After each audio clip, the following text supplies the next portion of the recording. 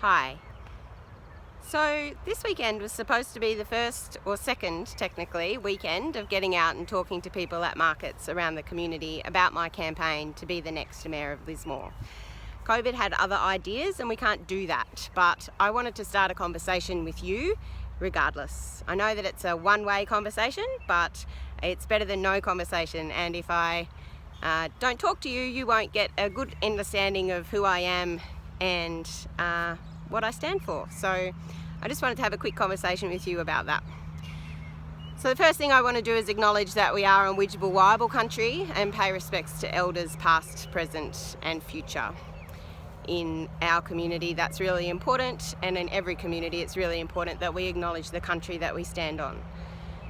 I've come down to a place that's really special to me in terms of Lismore. So I'm at Riverside Park, and this place is really important to me because it's one of the first places that I connected to when I moved to Lismore.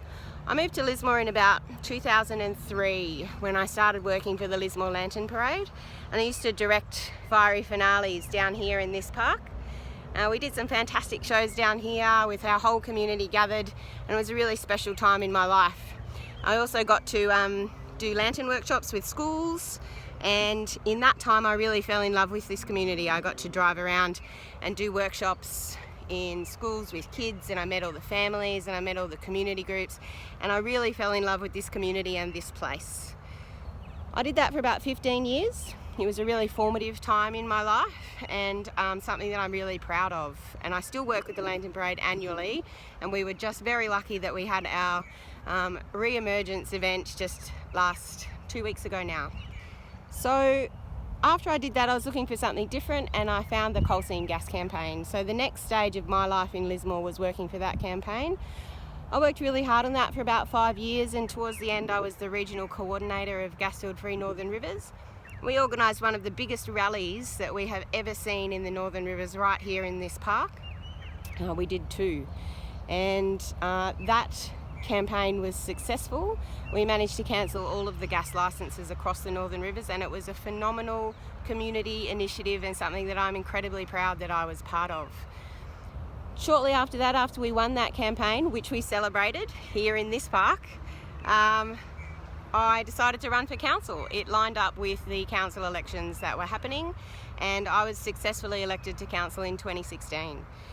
Then, as we know, in 2017 we had the final impacts of Cyclone Debbie, which ended on our beautiful city, and we had that huge flood. That was the next stage of my journey with Lismore.